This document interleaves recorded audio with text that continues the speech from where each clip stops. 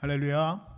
오늘도 복된 주일 하나님의 성전에 나와 주 앞에 예배할 때에 예배를 통하여서 우리에게 주시는 말씀을 통하여서 바울이 내가 예수 그리스도의 흔적을 가졌노라 라고 고백했던, 또 그리고 우리 각자에게 우리 주님께서 하나님께서 우리에게 주신 그 예수 그리스도의 그 흔적이 더 깊어지고 선명해지는 은혜와 복된 시간 되실 수 있기를 주의 이름으로 축복합니다. 로마의 장군이었던 율리우스 카이사르, 율리우스 시저라고도 하죠. 이 카이사르가 쓴 유명한 책 중에 갈리아 전쟁기라고 하는 책이 있습니다. 여러분 영화에서 보았던 글래디에이터에서 나왔던 첫 장면이 바로 이 갈리아 전쟁에 대한 기록을 영화로 묘사해 놓은 것인데요.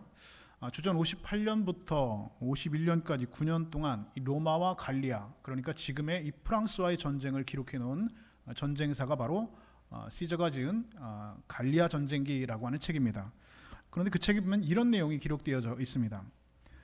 아르베니족의 족장인 베르긴게토릭스는 갈리아 부족들을 통합하고자 하였으며 초토화 작전으로 로마군을 무너뜨리려 하였다. 카이사르는 아르베니족의 근거지인 게르고비아를 공격했으나 별 소득이 없었고 게르고비아를 한 차례 습격하고 철수하려 했다.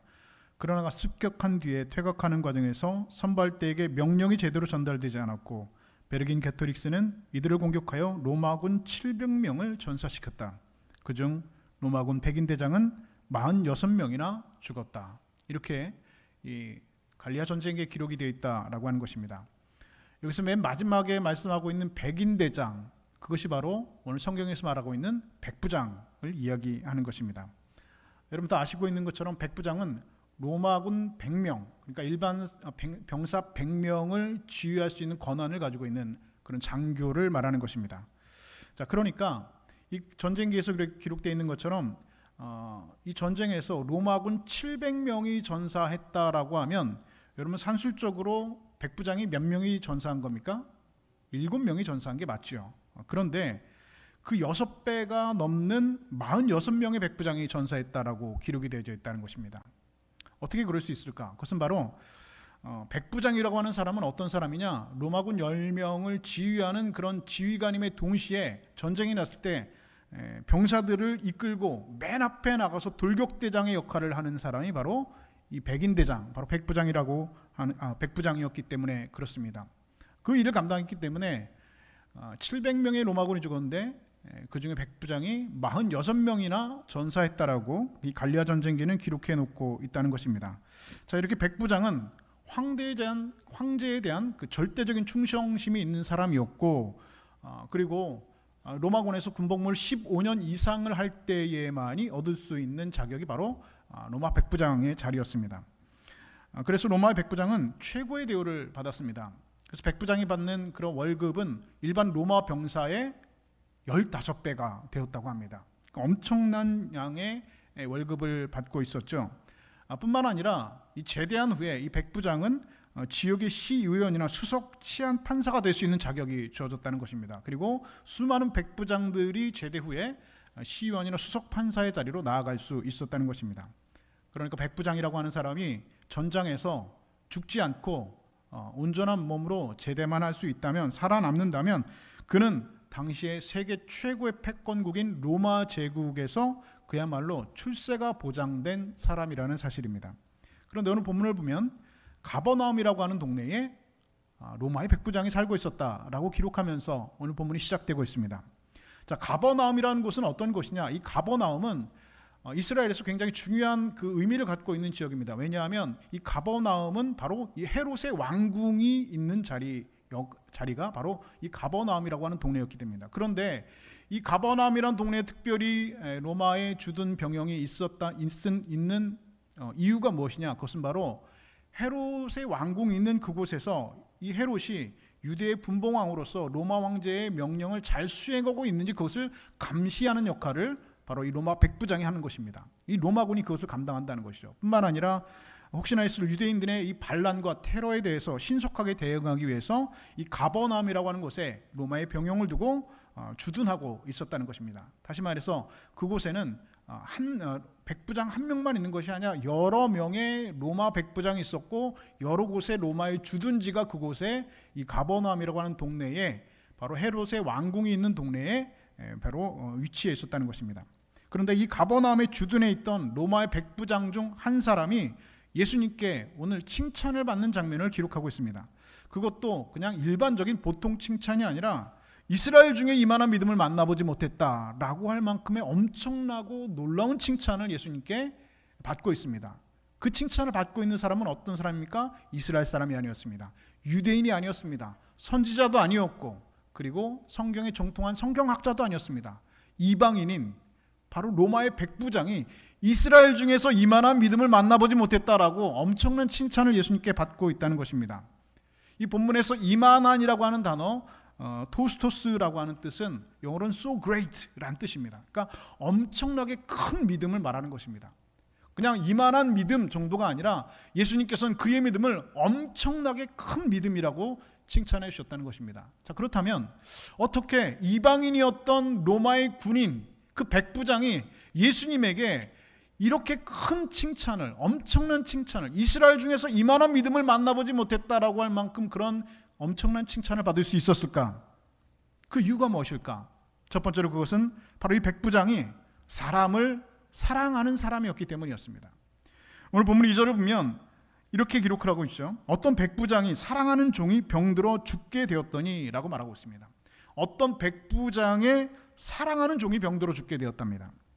여기서 사랑하니라고 하는 번역된 단어, 헬라어 단어는 에티모스, 다시 말해서 존중하는 라는 의미를 가지고 있습니다. 그러니까 백부장이 그 종을 어떻게 했다고요? 존중했다는 겁니다. 그냥 일반적으로 그냥 사랑하기도 하지만 그 백부장은 그 종을 매우 존중했다고 성경은 기록하고 있습니다. 여러분 혹시 예전에 보았던 그 우리나라에서 방영되었던 드라마 중에 외화 드라마죠. 이 뿔이라고 하는 드라마를 혹시 기억하십니까?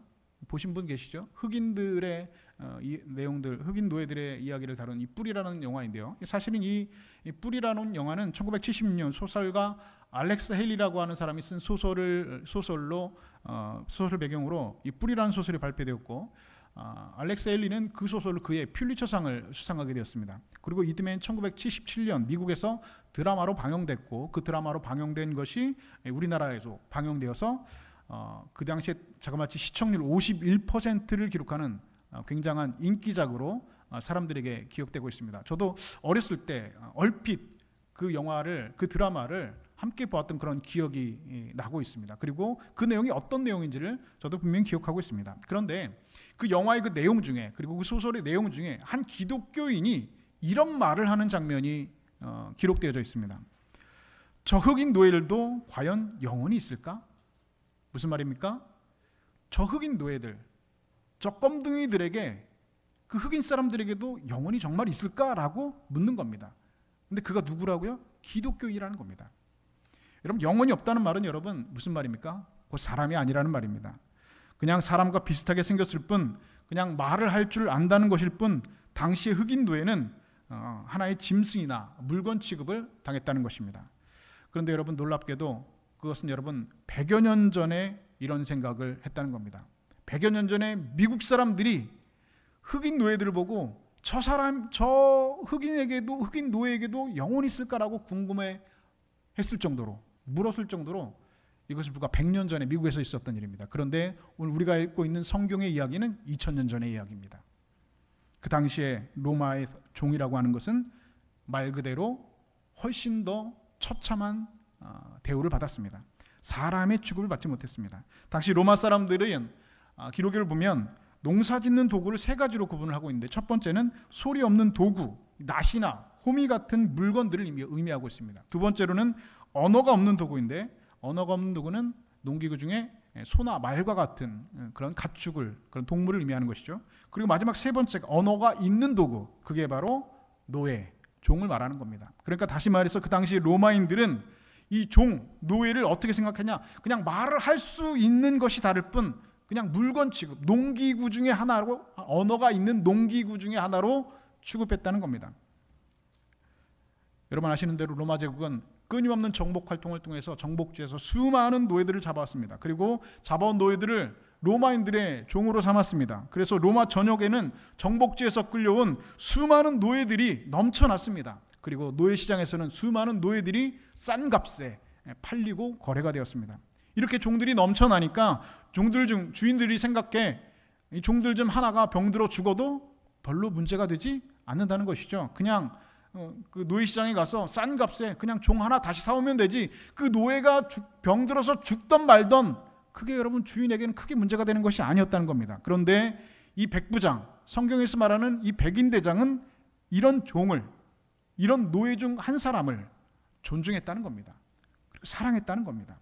병들어 누워있는 종의 처지를 안타깝게 여겼습니다. 그래서 예수님께 유대인의 장로를 보내서 종의 병을 고쳐달라고 간구합니다. 자, 그러면 한번 여기서 생각해 보실까요? 왜 이 백부장은 자신이 직접 예수님께 가서 이 종을 고쳐달라고 하든가, 아니면 그 사랑하는 그 존중하는 그 종을 다른 종들로 하여금 들쳐 없게 예수님께서 가서 이 종을 고쳐달라고 할 것이지, 왜 굳이 유대인들의 장로들에게 부탁을 해서 예수님께 부탁을 하게 간접적으로 부탁을 하게 만들었을까 하는 의문이 있습니다. 왜 그랬을까요? 아니면 백부장의 권세를 가지고 야, 가서 예수라고 하는 사람을 데리고 와라, 데리고 와서 이 누워있는 이 병에 걸려있는 내 사랑하는 종을 고쳐달라고 해라 라고 명령만 하면 여러분 이 병사들이 가서 예수님 가서 잡아오는 것 전혀 여러분 문제가 되겠지, 자연스러운 일 아니겠습니까? 그런데 이 백부장은 그렇게 하지 않았다는 겁니다. 유대인들의 장로들에게 부탁을 해서 이 사람에게 가서 내 종을 좀 고쳐달라고 부탁을 하고 청탁을 하는 겁니다. 왜 그랬을까요? 뒤에서 나오는 말에 의하면 이 백부장은 어떤 사람이었습니까? 나는 그분을 우리 집에 들이게 감당하지 못할 사람이기 때문에, 그냥 나는 그와 같은 자격이 없는 사람이기 때문에, 예수님 앞에 감히 설 수 없고 감히 예수님을 내 집에 청할 수 없는 사람이기 때문에, 나는 그런 이방인이기 때문에 유대인 장로들에게 부탁을 해서 그 사람으로 하여금 예수께로 하여금 내 이 병들어 있는 병을 고쳐달라고 부탁을 한 겁니다. 자, 부탁을 받은 유대인들의 장로는 또 어떤 사람들입니까? 복음서에 의하면 장로라고 하는 사람들은, 당시의 장로들은 산헤드린 공의회, 다시 말해서 즉 사법권과 행정권을 가지고 있는 이스라엘 최고 법정의 회원을 말하는 것입니다. 그런데 그 유대인 장로들이 예수님 앞에 나와서 이렇게 말합니다. 그가 우리 민족을 사랑하고 라고 말합니다. 여기서 말하는 그가 누굽니까? 이 유대인 장로들이 말하는 그가 우리 민족을 사랑한다는 것은 바로 그는 백부장을 말하는 것이고, 우리 민족은 바로 유대 민족, 이스라엘 민족을 말하는 것입니다. 그러니까 이 유대인 장로들의 증언 말에 의하면 이 백부장이 우리 이스라엘 백성들을 어떻게 했다고요? 사랑했다고 말하고 있습니다. 여러분, 이 로마의 백부장은 유대 땅에 뭐하러 들어온 사람입니까? 점령군으로 들어온 사람입니다. 감시하러 들어온 사람들입니다. 유대인들을 감시하고, 유대인의 분봉왕을 감시하고, 유대인들의 테러와 그런 봉기를 막기 위해서 들어온 사람입니다. 그렇게 점령을 당한 유대인들의 장로들이 백부장의 편에 들고 서서 그는 우리 민족을 사랑하는 사람입니다 라고 말한다는 것이죠. 쉽게 말하면 일제시대 때 여러분, 우리나라 사람이 일본 순사에게 이 일본 순사는 우리 민족을 사랑하는 사람입니다 라고 말을 하는 것과 여러분 크게 다르지 않습니다. 그렇게 생각하시면 의미가 여러분 되시겠죠? 로마의 점령군으로 이스라엘 식민지에 파견되어 온 그 백부장을 유대인 장로들이 그는 우리 민족을 사랑하는 사람입니다 라고 말하고 있습니다. 이 백부장은 자기 주변에 있는 사람을 사랑할 줄 아는 사람이었습니다. 뿐만 아니라 종을 사랑하고 그리고 유대 민족을 사랑하는 사람이었다고 성경은 기록하고 있는 것입니다. 여러분 잘 아시는 김춘수라고 하는 시인의 꽃이라고 하는 시가 있습니다. 그 시는 이렇게 시작합니다. 내가 그의 이름을 불러주기 전에는 그는 다만 하나의 몸짓에 지나지 않았다. 내가 그의 이름을 불러주었을 때 그는 나에게로 와서 꽃이 되었다. 우리들은 모두 무엇이 되고 싶다. 나는 너에게, 너는 나에게 잊혀지지 않는 하나의 의미가 되고 싶다. 여러분, 사랑이라고 하는 것, 이렇게 사랑하라고 하는 것은 여러분 가치를 창조하게 되어 있습니다. 세상의 모든 사랑은, 그리스도의 사랑은, 하나님의 사랑은 사람으로 하여금, 그 사람으로 하여금 놀라운 가치를 만들어내는 능력을 가지고 있습니다. 김추수의 꽃과 같은 시와 같이 이름 없는 들꽃이라 할지라도 그 꽃에 이름을 지어주고 그 이름을 짓고 이름을 불러준다면 그 꽃은 하나의 아름다운 의미를 가진 꽃으로 다시 태어나게 된다라고 하는 것입니다.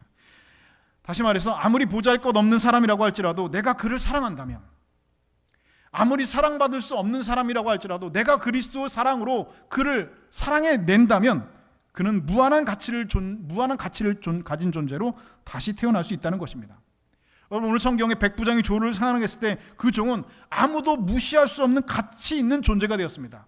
농기구의 하나로 사람 취급도 받지 못하고 과연 영혼이 그에게 있을까라고 취급받는 농기구의 하나로 취급받는 2000년 전 그 종이라고 하는 그 불구한 그 한 사람에게 유대의 사내들인 공회에 있는 장로들이 들어와서 그를 살려달라고 이야기하는 겁니다.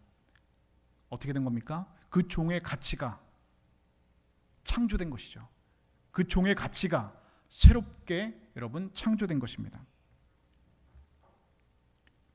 여러분, 이것이 사랑이 가지고 있는 놀라운 힘입니다. 여러분, 우리가 예수를 믿는다는 것, 신앙생활 한다는 것, 여러분 사실은 사랑의 싸움입니다. 내가 그를 사랑해야 될 것인가, 아니면 미워해야 될 것인가, 사랑과 미움의 싸움입니다. 우리 신앙생활은 여러분 사실은 여기에서 여러분 판명되는 겁니다. 내가 누군가를 사랑한다면, 하나님의 은혜가 그 안에 머물러 있는 사람이라고 한다면 여러분 그는 사람을 사랑할 수 있을 것입니다. 그러나 하나님의 은혜가 그 안에 머물지 않고 있다면 그는 사람을 사랑할 수 없습니다. 왜냐하면 인간은 누구나 스스로의 우리의 능력과 우리의 힘과 우리의 가진 능력으로 누군가를 사랑할 수 있는 힘이 우리에게는 요만큼도 없기 때문에 그렇습니다. 여러분은 어떻게 생각하십니까? 나는 사랑할 수 있는 능력이 있다라고 생각하십니까? 다 사랑해서 결혼하셨죠. 다 젊었을 때 정말 이 사람이면 죽겠다 해서 여러분 다 결혼하셨죠. 그러나 우리가 가지고 있는 그 사랑은 여러분 찰나의 사랑입니다. 영원한 사랑이 되지 않습니다. 그 사랑은 여러분 변하는 사랑입니다. 상황에 따라서, 환경에 따라서, 시간이 지남에 따라서 여러분 그 사랑은 얼마든지 변질되고 바뀔 수 있고 얼마든지 미움으로 바뀔 수 있는 사랑, 그 사랑이 여러분 우리 인간이 할 수 있는 그 사랑입니다. 그러나 하나님께서 우리에게 주신 사랑은 여러분 그러한 사랑이 아닙니다. 하나님께서 우리에게 주신 사랑은 여러분 영원한 사랑입니다. 시간과 공간을 초월하는 그 초월적인 사랑이라는 것입니다. 그래서 여러분 우리가 누군가를 미워하고 비난하고 정죄한다면 그에게 그 가치는 절대로 창조되지 않습니다. 누군가를 여러분 어떤 한 사람을 내가 미워하고 정죄하고 비난한다면 그 사람에게는 어떠한 가치도 여러분 창조되지 않는다는 것이죠. 그렇지 않겠습니까, 여러분? 내가 미워하고 정죄하고 판단하는데 그 사람에게 어떤 가치가 일어나겠습니까? 그리고 여러분 내가 그 사람을 미워하고 정죄하고 판단하면 나는 뭐가 될까요? 해보셨잖아요. 미워해보시고 정죄해보시고 비난해보셨잖아요. 그곳이 여러분 천국이셨습니까? 저는 지옥이던데요. 지옥이 죽어서 가는 지옥만 여러분 지옥이 아닙니다. 내가 누군가를 미워하고 증오하는 그 마음이 여러분 이미 지옥입니다. 하나님의 심판이 여러분 이미 그에게 임하고 있는 것입니다. 그 얼굴에, 그 눈빛에, 그 입술에 그 마음이 이미 지옥을 여러분 살아가고 있는 겁니다. 지옥을 지어가고 있는 것입니다. 하나님의 심판입니다. 그러나 여러분 누군가를 우리가 사랑할 때 정말로 미워할 수밖에 없고 정말로 말도 안 되고 정말로 원수 같은 그 사람을 그리스도의 사랑으로 품고 사랑할 때 그 죄인의 가치가 하나님의 자녀라고 하는 여러분 놀라운 가치로 다시 태어난다는 그 사실을 믿음으로 여러분 믿으실 수 있기를 주의 이름으로 축복합니다. 이것이 여러분 오늘 우리가 믿고 있는 믿음, 소망, 사랑, 그 중에 제일은 사랑이라고 하는 사랑의 가치라는 것입니다. 그리고 그 사랑을 할 때 우리 안에 그런 능력이 하늘로부터 임하여서 누군가를 사랑할 수 있는 능력이 우리 안에 조금씩 자라나는 것입니다. 사랑은 성령의 열매라고 하지요. 열매는 여러분 무엇입니까? 열매는 여러분 어느 날 뻥 하고 여러분 생겨나는 것이 아닙니다. 하나님 제가 사랑의 은사를 주십시오라고 하면 어제까지 내가 누군가를 정말로 미워했는데 하나님께서 기도의 응답으로 갑자기 그 사람이 뻥 하고 사람이 눈에서 하트가 뿅뿅 나가면서 사랑하는 마음이 되는 게 아니라는 거예요. 그런 사랑은 없습니다. 그런 기도의 응답은 없습니다. 열매는 여러분 무엇이 필요합니까? 씨를 심어야 됩니다. 그리고 가꿔야 됩니다. 시간이 지나고 그 씨를 가꾸고 성장시키고 지루한 장마를 지나고 뜨거운 햇살을 지난 다음에 가을의 열매로 맺혀지는 것이 열매입니다. 여러분 성령의 열매도 여러분 마찬가지죠. 사랑의 열매, 여러분 열매로 맺히는 것입니다. 내가 기도한다고 해서 하루아침에 뻥 하고 생기는 것이 아닙니다. 그래서 여러분 오늘 우리의 싸움은 여러분 무엇에서 시작합니까? 바로 사랑할 것이냐, 아니면 네 마음 가지고 있는 그대로, 내 죄성 그대로 그를 미워하고 비난하고 증오할 것이냐, 그 싸움에서 시작합니다. 교인들 보면 여러분 다 사랑스러우세요? 그렇지 않죠. 사랑스러울 때도 있지만 그렇지 않을 때가 많이 있습니다. 우리 안에 그리스도의 은혜가 있다면, 우리가 그런 훈련으로 사랑의 열매를 지금 맺혀지고 있다면, 그 성령의 열매로 사랑의 열매가 우리 안에 열매 맺히고 있다면 여러분 우리는 사랑할 수 있을 것입니다.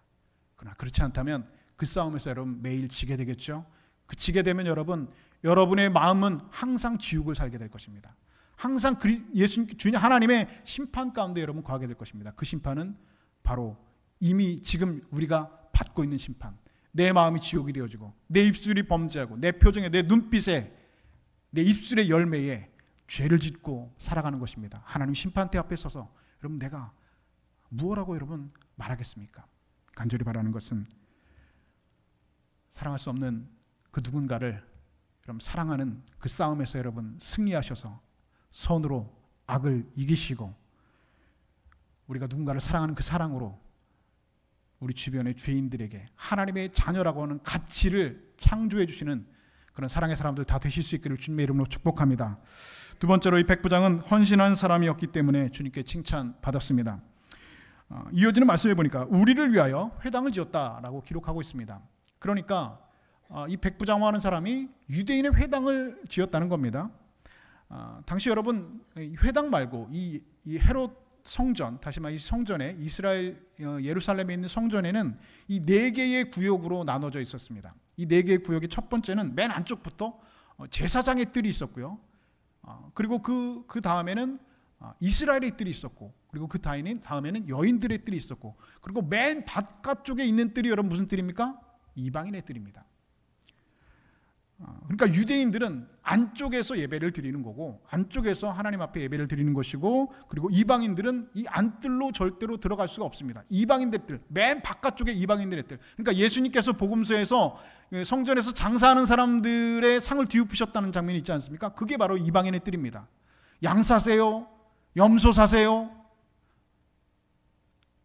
동전 바꾸세요 라고 하는 그런 사람들의 장사치들의 소리들이 들려오는 아주 어수선하고 복잡하고 양 울음소리, 염소 소리가 있어서 온전히 예배할 수 없는 그곳에서 이방인들은 따로 예배를 드렸습니다. 절대로 이방인들은 안뜰에 들어가서 예배할 수 없었습니다. 그래서 이방인들의 뜰에서 안뜰로 들어가는 벽에는 헬라어로 이렇게 쓰여져 있다고 합니다. 그러니까 이방인들이니까 헬라어로 쓰여져 있겠죠. 이렇게 쓰여져 있었다고 합니다. 이방인은 이 성소의 외벽을 지나 안으로 들어오지 말라. 만일 누구든지 들어오다가 사로잡히면 사형온도를 받고 처형될 것이다. 실제로 이방인들이 이 이방인의 뜰을 넘어서 이 이스라엘의 뜰 안으로 들어오면 그는 종교재판으로 돌에 맞아 죽는 것이 유대의 율법입니다. 누구도 여기서 이의제기를 할 수 없습니다. 왜냐? 이미 경고판을 붙여놨잖아요. 그러니까 이 백부장이라고 하는 사람도 율법에 의하면 어쩔 수 없는 이방인입니다. 그가 아무리 하나님을 사랑하는 열심이 있다고 할지라도 그의 신분은 할례받지 못한 이방인이기 때문에 그에게 아무리 권세가 있고 그에게 아무리 힘이 있다고 할지라도 유대인들이 있는 안뜰에서 이 백부장은 예배드릴 수 없는 사람입니다. 그러나 이 백부장은 하나님의 은혜를 사모하는 사람이었습니다. 그는 정복자의 위치에 서 있는 사람들이었지만 자신이 지배하고 있는 식민지의 그 백성들, 그 사람들에게 괄시를 받아가면서도 하나님의 전을 사모하는 그런 열심이, 그 은혜가 그 백부장에는 있었다는 것이죠. 그래서 맨 바깥쪽 양들의 울음소리가 들리고 영소들의 울음소리가 들리고 장사치들의 고함소리가 들리는 그 이방인의 뜰에 서서 그곳에서 하나님께 예배하는 한이 있더라도 하나님의 말씀을 사모하고 은혜를 사모했던 사람이 바로 이 이방인 로마 백부장이었다는 사실입니다. 그렇게 예배를 드리고 그 이방인의 뜰에서 예배했던 그 사람이 믿음이 갖게 되고 백부장은 어느 날 결심합니다. 무슨 결심입니까? 내가 유대인들을 위해서 회당을 하나 쳐내야겠다. 그런데 여러분 그 일도 쉬운 일은 아니죠. 상관들로 하여금 뭐 쓸데없는 짓 하느냐라는 책망도 분명히 들었을 겁니다. 동료들로부터 따가운 눈총도 여러분 받았을 것입니다. 심지어 유대인들조차 응? 당신이 로마 백부장인데 유대인의 회당을 짓겠다는 게 말이나 되는 소리냐? 이렇게 우리한테 환심을 산 다음에 나중에 딴짓을 하려고 무슨 꿍꿍이 속에 있는 것이 아니냐라고 하는 그런 의심의 눈초리도 분명히 이 백부장은 받아할 것입니다. 그러나 그럼에도 불구하고 이 백부장은 이 모든 상황을 아랑곳하지 않고 회당을 지어서 하나님 앞에 드렸습니다. 이유는 무엇입니까? 그가 하나님의 은혜에 감사할 줄 아는 사람이었기 때문입니다. 하나님의 은혜에 이와 같이 감사한 은혜에 헌신할 수 있었던 믿음이 그에게 있었기 때문입니다. 제가 홍콩에서 사역할 때에 중국 현지에서 그 현지인 중국 그 목회자들, 그러니까 현지인 중국 목회자들이 중국의 홍콩에 선교 세미나로 모여서 온 적이 있습니다. 제가 그분들에게 직접 들은 이야기를 여러분에게 말씀드립니다. 중국 연길에 가면, 연길이 연타이라고 하죠. 이 연길에 가면 연길교회라는 교회가 있답니다. 저도 가보지는 않았는데 이 교회가 1911년, 그러니까 평안도에 있는 그 평안도에 살던 사람들이 중국 연길로 이주하면서 그곳에서 이 평안도 교인들을 중심으로 이 교회가 시작됐는데 1911년에 교회를 세웠는데 안타깝게도 여러분이 잘 알고 있는 중국의 문화혁명, 1966년 중국의 문화혁명으로 인해서 이 연길교회가 문을 닫게 되었습니다. 그리고 나서 1981년에 다시 문을 열게 되었는데요.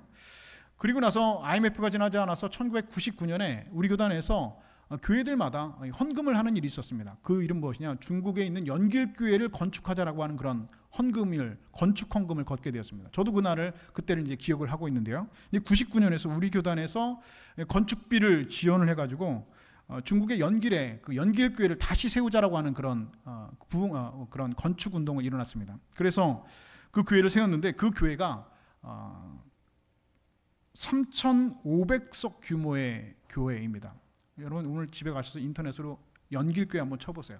교회가 여러분 얼마나 3,500명이 동시에 예배드릴 수 있는, 근데 그 교회가 중국에서 가장 큰 교회라는 거, 건물이 가장 큰 교회가 연길에 세워졌다는 것이죠. 그래서 이 교회가 건물을 완공했을 때 중국의 이 종교국에서 어떻게 이렇게 소수민족인 조선족 교회가 중국에서 가장 클 수가 있냐, 이것은 뭐 합당하지 않다 해가지고 이 예배당을 다 지었는데 이 예배당을 다시 허물라고 명령을 내렸습니다. 교인들이 다 쫓아가가지고 사정을 해가지고 다행히 그냥 연길시에서 더 이상 연길시에는 예배당 교회 허락하는 예배당 짓는 거 허락을 안 하겠다라고 하는 조건으로 예배당을 허물지 않고 그냥 허물지 않고 두기로 허락을 받았습니다. 근데 나중에 중국 정부에서 이 예배당이 너무 크니까 사람들한테 눈에 잘 띈다는 이유로 교회 앞에다가 큰 유흥가, 나이트클럽을 크게 지어가지고 예배당 보이지 않게 만들었다는 것이죠. 그럼에도 불구하고 이 연길교회는 여러분 지금도 중국에서 가장 큰 교회로 여러분 우뚝 서 있습니다. 근데 이 교회를 건축할 때 재밌는 스토리가 하나 있는데요. 재밌진 않고 감동적인 스토리인데요. 연길교회를 지을 그 당시 1999년 그 당시에 어떤 할머니 한 분이 공사장에서 매일 망치를 들고 공사장을 돌아다녔다는 겁니다. 이 뭘 하고 있나? 자세히 보니까 이 할머니가 돌아다니면서 땅바닥에 떨어져 있는 못을 줍는 거예요. 구부러진 못. 그러니까 아마도 이제 목수들이 이렇게 하다가 못이 구부러지고 한 걸 빼가지고 하는 과정에서 뭐 못을 빼지 않습니까? 그걸 뭐 예전에는 그렇게 공사를 했잖아요. 이렇게 뭐 거푸집을 만들 때 나무로 만들었다가 그 거푸집을 해체하면서 수많은 못들을 빼내는데 그 못을 바닥에 그냥 버리고 간다는 겁니다. 그런데 그 못을 할머니가 주워다가 망치로 구부러진 못을 다시 핀다는 겁니다. 펴가지고 그 다음날 정성스럽게 다시 묶어서 예배당 강대상 위에다가 그 못을 이렇게 올려놓고 갔다는 겁니다. 이유가 뭘까? 이 할머니가 어려서부터 그 연길교회를 다녔는데 그 예배당이 문을 닫고 다시 문을 열고 건축하는데 너무 감격스럽고, 그리고 한국 사람들이 동포들이 보내온 돈으로 우리 예배당을 짓는데 이 예배당 안에 이 못 하나라도 내가 하나님 앞에 올려드리겠다라고 하는 그런 마음을 가지고 공사장에서 못 다 망치로 펴가지고 매일같이 그 못을 여기다가 강대상에다 올려놨다는 겁니다. 목사님이 못을 들고 그렇게 새벽마다 감동을 받았다는 이야기를 제가 직접 중국 선교사님한테 들은 적이 있습니다. 여러분 하나님의 은혜를 받은 사람은 여러분 이렇게 하나님 앞에 감사할 줄 아는 사람입니다. 하나님의 은혜를 경험한 사람은 이렇게 하나님 앞에 헌신할 수 있는 사람입니다. 그 헌신이 여러분 작은 못 펴가지고 강대상 위에 올려놓는 그 작은 헌신이라고 할지라도 여러분 하나님께서는 여러분 그 마음을 여러분 어떻게 여러분 보시겠습니까? 여러분 그래서 은혜 받은 사람은, 하나님의 사람은 내가 어떻게 살까라고 하는 고민보다 내가 하나님을 위해서 무엇을 드리면서 살까라고 하는 고민이 여러분 더 많습니다. 여러분, 우리의 인생의 의미가 무엇입니까? 우리 그리스도인들의 인생의 참된 가치가 무엇입니까? 내 인생에 정말로 의미가 있고 가치가 있는 일 한 번쯤 하고 하나님 앞에 서는 것이 오늘 저와 여러분에게 중요하십니다. 이 다음에 하나님 앞에 설 때, 하나님, 내가 이것 하나만큼은 하나님을 위해서 헌신했습니다 라고 하는 대답을 여러분 할 수 있지 않아야 되겠습니까? 여러분, 지금 여러분들이 하나님을 위해서 할 수 있는 것이 무엇인가를 한번 생각해 보십시오. 내가 지금 하나님을 위해서 할 수 있는 게 무엇일까? 내가 지금 이 자리에서 주를 위해서 할 수 있는 것이 무엇일까를 여러분 한번 고민해 보십시오. 그리고 그 일을 위해서 여러분 최선을 다해 보십시오. 그 일이 공사장 바닥에 떨어진 못 펴가지고 올려놓는 있는 아주 작은 헌신과 작은 일이라고 할지라도 그 일을 위해서 여러분 최선을 다하시고 흔들리지 말고 누가 뭐라고 해도 낙심하지 말고 절망하지 말고 그 일을 충실하게 감당하십시오. 그렇다면 하나님께서 오늘 백부장의 헌신을 기뻐하시고 칭찬하신 것처럼 오늘 저와 여러분의 헌신과 그 믿음을 칭찬해 주실 줄로 믿습니다. 그런 칭찬받는 자리에 서 있는 저와 여러분 되실 수 있기를 주의 이름으로 축복합니다. 세 번째로 이 백부장은 겸손한 사람이었습니다. 그는 예수님께서 자기 집에 오신다는 이야기 듣고 이렇게 말하죠. 주여, 수고하지 마옵소서. 내 집에 들어오심을 나는 감당하지 못하겠나이다. 그러므로 내가 주께 나아가기도 감당하지 못할 줄을 알았나이다. 무슨 말입니까? 나는 감히 예수님 앞에 나갈 수 없는 사람이라는 겁니다. 그럴 자격이 없는 사람입니다. 왜요? 아니요, 자격이 얼마나 많아요? 얼마나 권세가 있어요? 얼마나 힘이 있어요? 예수님 데리고 와라 하면 데리고 올 수 있는 권세가 그에게 있습니다. 그런데 그는 뭐라고 말합니까? 나는 감히 예수님을 만날 수 없는 사람이라고 말하고 있습니다. 여러분, 백부장은 그렇게 겸손한 사람이었습니다. 감히 예수님 앞에 설 수 없는 사람이라고 고백하고 있습니다. 이것이 유대인 장로들을 통하여서 예수님 앞에 청하했던 이유라는 것입니다. 그는 정말로 겸손한 사람이었습니다. 여러분, 중력의 법칙에 의하면 물은 반드시 높은 곳에서 낮은 곳으로 흐르게 되어 있습니다. 하나님의 은혜도 이 중력의 법칙을 그대로 적용받습니다. 하나님의 은혜는 언제나 여러분 높은 곳에서 낮은 곳을 향하여서 흘러가게 되어 있습니다. 겸손하게 자기를 낮추는 사람에게 하나님의 은혜가 임하게 됩니다. 그리고 그 임한 은혜는 그 사람을 통하여서 주변에 흘러가게 되어 있습니다. 만약에 여러분의 심령의 은혜가 마르고 하나님의 말씀을 들어도 감동이 없고 기도를 해도 눈물이 없고 찬송을 불러도 감격이 없다면 여러분 그것은 여러분 분명히 여러분의 마음 가운데 어느새 겸손을 잃어버렸기 때문입니다. 교만한 마음이 우리 마음 가운데 가득 차 있기 때문입니다. 하나님 저에게 은혜를 베풀어 주시옵소서 했는데 그 은혜가 우리 가운데 임하지 못한다면 여러분 그 은혜가 우리 가운데 임하지 못할 만큼 우리의 마음이 높아져 있기 때문은 아닐까? 마음이 높아져서 교만해진 마음에는 절대로 하나님의 은혜가 흘러들 수가 없습니다. 그런 마음에는 하나님의 은혜가 만약에 어쩌다 한번 임했다고 할지라도 그는 그것이 그에게는 더 이상 은혜가 아닙니다. 그냥 우연이던가 아니면 운이 좋아서인가 아니면 내가 잘나서 내가 열심히 한 결과라고 생각합니다. 이런 교만한 마음에는 하나님의 은혜가 머물 수도 없고 하나님의 은혜가 흘러갈 수도 없습니다. 여러분, 겸손을 잃어버리지 않았는지 한번 고민해 보셔야 됩니다. 어느 순간 내가 교만해지지 않았는지, 말씀으로 나를 복종시키는, 날마다 그리스도의 말씀으로 나를 죽이는, 날마다 예수 그리스도의 십자가에 나를 못 박는 그런 작업이 우리 가운데 일어나지 않으면 우리의 본성은, 우리의 마음밭은 여러분 잡초처럼 어느 순간 우리의 마음은 그런 죄악의 본성으로 그 잡초로 뒤덮이게 될 것입니다. 남을 섬기기보다 섬김을 받는 것 어느 순간 좋아하지 않았는가 생각해야 됩니다. 다른 사람들을 비판하고 정죄하고 있는 마음이 있지 않은가 생각해야 됩니다. 언제까지나 겸손한 마음, 겸손한 믿음을 가지고 하나님의 은혜의 강물에 서 있는 저와 여러분들 다 되실 수 있기를 주님의 이름으로 축복합니다. 마지막 네 번째로 백부장은 예수님의 권세를 믿는 사람입니다. 이어서 그는 이렇게 말합니다. 말씀만 하사 내 하인을 낫게 하소서. 나도 남의 수하에 든 사람이요 내 아래도 병사가 있으니 이더러 가라 하면 가고 저더러 오라 하면 오고 내 정도로 이것을 하라 하면 하나이다.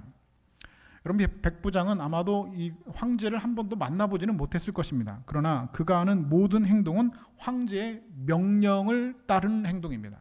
그러니까 다시 말해서 백부장이 하는 모든 행동들은 황제의 명령에 따르는 행동입니다.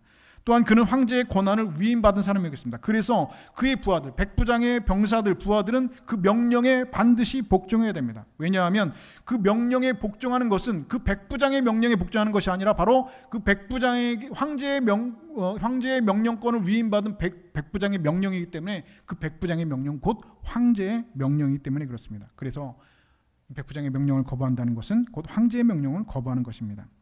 비록 그 자리에 황제가 없지만 그의 명령은, 황제의 명령은 여전히 백부장과 그의 부하들을 지배하고 있다는 것이죠. 그런데 지금 백부장은 이런 황제의 명령 체계를 바로 예수님에게 적용시키고 있는 겁니다. 예수님께서 명령하시면 예수님께서 직접 가지 않으셔도 마치 황제가 직접 그 자리에 있지 않아도 그 명령으로 그 사람들이 지배를 당하는 것처럼 예수님께서 말씀만 하시면, 명령만 하시면 예수님께서 직접 그 자리에 가시지 않아도, 그 자리에 계시지 않아도 그 명령이 어디서든지 그 명령이 그것을 지배하고 통제할 것이라고 하는 믿음이 그에게 있었다는 것입니다. 그것이 어떤 질병이라고 할지라도, 그것이 어떤 죽음이라고 할지라도, 어떤 권세라고 할지라도 예수님의 말씀 앞에 복종할 것이라고 하는 그런 명령체계가 그 백부장에게 있었다는 것입니다. 그런데 그것은 그에게 믿음으로 작용되었습니다. 그래서 말씀만 하사 내 애를 낫게 하소서 라고 고백했다는 것이죠. 여러분, 놀라운 믿음이지. 우린 내 눈앞에서 어떤 일이 일어나야지 믿습니다. 지난주 설교에 아람 장군 나아만이 나병에 걸렸을 때 엘리야 선자가 요단강에 7번 들어갔을 때 요단강에 7번 들어가지 않고 버티던 나아만 장군이 했던 말이 무엇입니까? 그가 내게로 와서 하나님의 이름을 부르고 내 손을 그 위에 흔들고 나병을 고칠까 했도다. 나와서 직접 내 부위에 손을 대고 흔들고 하나님 앞에 기도해야지 된다는 겁니다. 우리의 사고가 그렇습니다. 눈에 보이는 사실만을 여러분 믿습니다. 여러분, 그런데 성경은 눈에 보이는 사실을 보고 믿는 것을 믿음이라고 얘기한 적이 없습니다. 성경은 여러분 무엇을 믿음이라고 말합니까? 보지 않고 믿는 자가 복되다 말씀하고 있습니다. 믿음은 바라는 것들의 실상이라고 말합니다. 보이지 않는 것이라고 말합니다.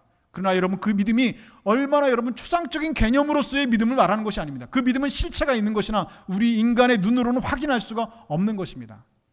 예를 들어 드릴까요?